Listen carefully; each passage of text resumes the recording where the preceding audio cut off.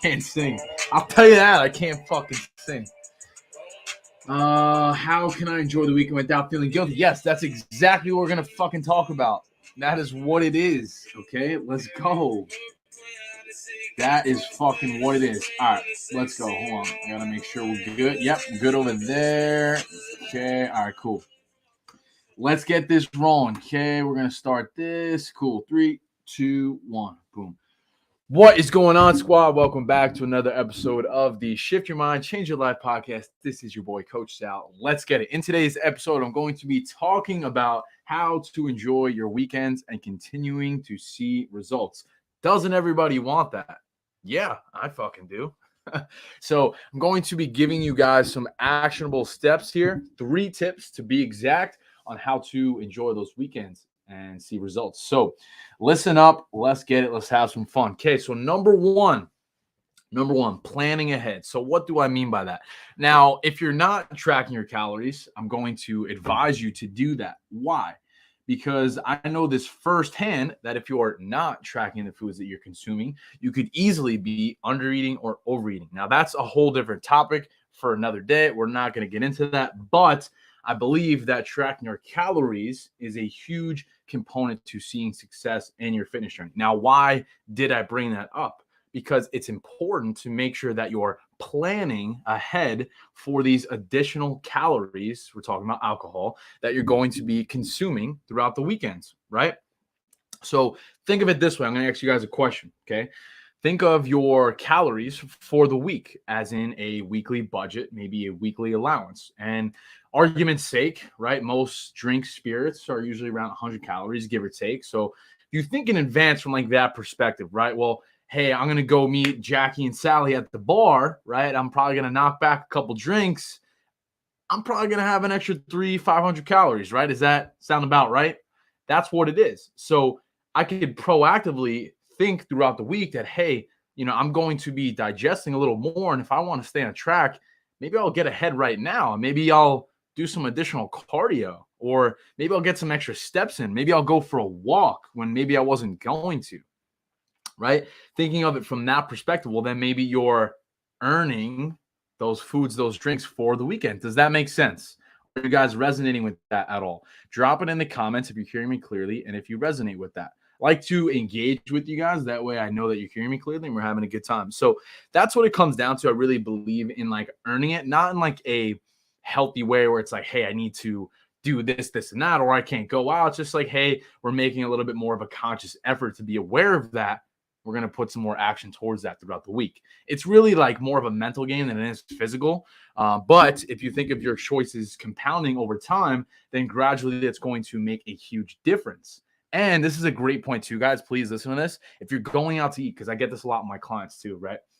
Well, Sal, I'm going to the restaurant. I don't really know what to eat, right? Like I'm going to XYZ and they got the steak and this is not. You could Google any fucking restaurant menu and look at the food beforehand. So if you really are that stressed about it, take the 5 to 10 minutes that it takes to Google it and look up the freaking menu and just do a little bit of homework and kind of understand, okay, well, maybe I shouldn't have this, because when you sit down and the waiter, waitress comes, like you got to be ready for that shit, especially if everyone starts rifling shit off and then all of a sudden, boom, you're in this reactive state and you just kind of order what everyone else is getting. Like, have you guys ever done that before? Because I know I have. Like everyone's getting whatever, so you just get the fucking lobster mac and cheese because that's what everyone else is getting. And you're like frantically trying to come up with a good decision. So this is what I mean by planning ahead. Look up the restaurant that you're going to. Look at the menu. Does this fit to what I'm trying to do? It's very simple. And it's not like, oh, I need to get chicken and broccoli or, I'm not a success. It's like, all right, well, maybe I'll have the lobster tail and a little steak, maybe some mashed potatoes, and then I'll kind of call it a day right there, give or take. You know what I mean? Does that make sense? Is that clear? Right? Gourmet recovery, because I've settled into a lifestyle. Weekends are no issue for me. I love that. I wish everyone would fucking feel that way, but we're going to keep this rocking and rolling for you guys. Okay. So point number 2, balance is key. I'm going to say that again. Balance is key. If you like beer, have a freaking beer. Like I really don't believe in crazy restrictions, because usually those crazy restrictions don't work. It's not sustainable, right? I believe that moderation gives you that satisfaction without the extreme guilt. You know, like giving yourself that little bit, that sliver of cake, you know, because if you're constantly restricting yourself, all you're going to want to do is have that piece of cake. It's like psychology, right? When you tell yourself, or we'll use this example, like your parents growing up, they tell you not to do something. What do you want to do? You want to fucking do it, right? So it's like that same push and pull all the time. So like occasionally you have to feed that urge. And it's as simple as having a slice of cake, right? I think we all can agree on that. I think we've all been there, right? And me personally, I used to struggle with the all or nothing mindset. I had a kidney stone at 17 years old, and that's really what catapulted my fitness journeys, because throughout high school and playing football, you know, I developed these really poor eating habits, and I had a very, like, what am I trying to say here? Like, a very shitty understanding of nutrition, because I don't really think they teach it in high school. Maybe they did, maybe I didn't pay attention. I don't really remember, but that's besides the point. Is that I didn't really have a good understanding of nutrition when I was younger, and that led to a lot of bad habits. Now, getting off topic a little bit, so I want to recenter this and stay on track here, because I could ramble about that shit all day, but that's another episode, that's another podcast, another day. So to stay on track with what we got going on here, how to enjoy your weekends guilt-free and continue seeing results, this is what we're breaking down. Second point, balance is key. Have that beer in moderation. Have that cake in moderation. I don't tell my clients to restrict themselves like that. I don't, because I don't believe that's sustainable. You know, you don't have to eat chicken and broccoli at every fucking meal to see progress. That's not what it is. Because I'll be honest, I don't do that. You know, like, I do enjoy myself here and there. Now, it's a little different for me being on prep for a competition, but that's a whole nother thing. Now, I just really believe that moderation gives you that satisfaction without the extreme guilt, because you may feel, let me know, drop this in the comments if you guys agree with this. Do you feel like you have to do everything right in order to see results in your journey? Do you feel that way? Drop it in the comments, because I used to feel that way.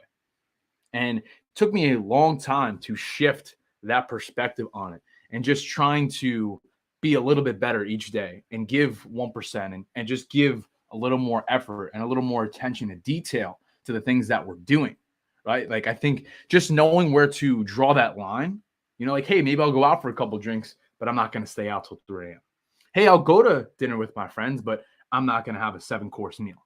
You know, like, I think just coming at it from that perspective, that allows you to kind of do both, right? Like, maybe you go for a happy hour a little bit after work, you have that dinner, you have a couple drinks, and you call it a night around 9-10 p.m. You know what I mean? Like, it doesn't have to be this all or nothing all the time. And I see that happen with a lot of people, myself included, in the past. So the goal with this live stream, with this podcast, is to shed a little bit of light on that and give you guys some actionable steps here so you can continue to not make the same mistakes. And this is a great tip too, guys.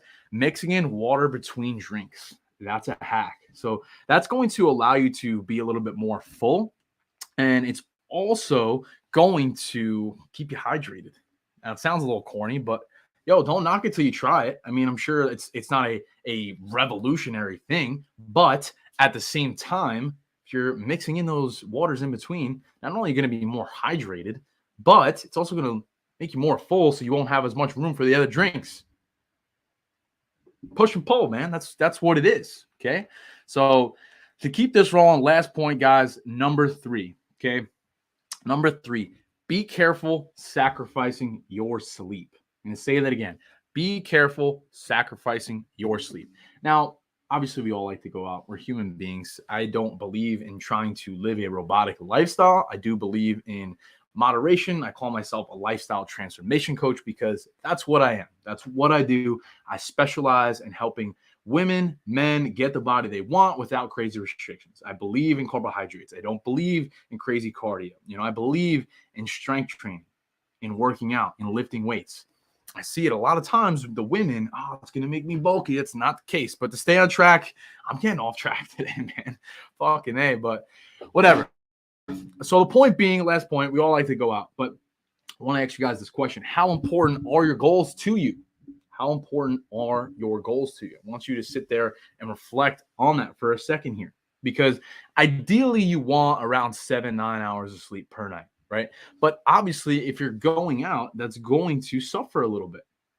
You know, that's going to take a little bit of a back seat, but it's understanding to, hey, I'm not going to dip below that 5-6 hour range. I'm going to draw the line in the sand because I have goals, right? Like I have a vision, right? Like I want to go somewhere with my life.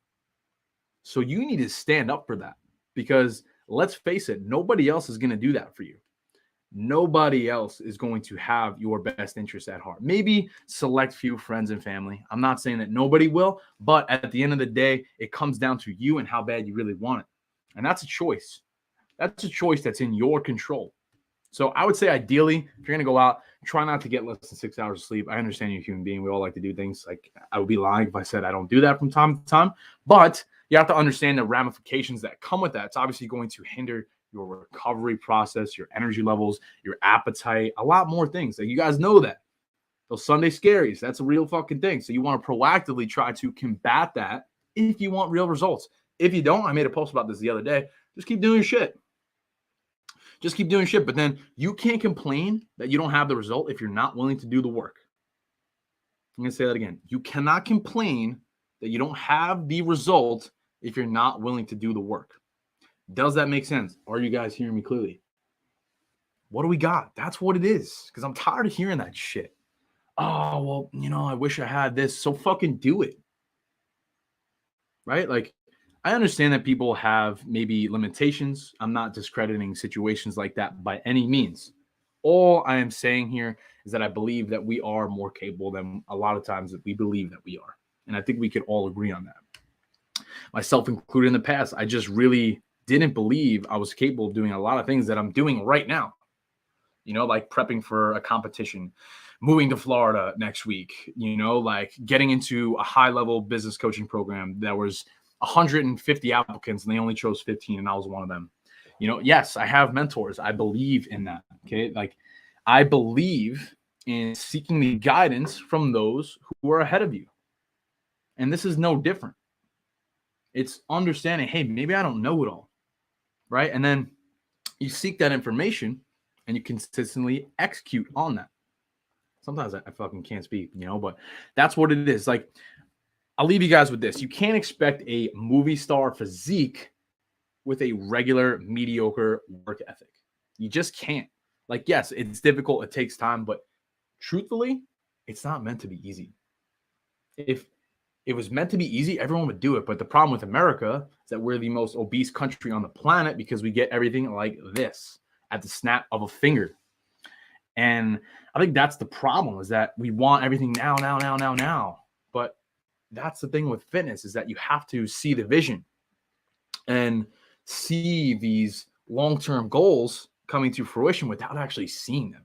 You have to believe in it and trust the process and continuously show up with that level of discipline, days, weeks, months, years at a time.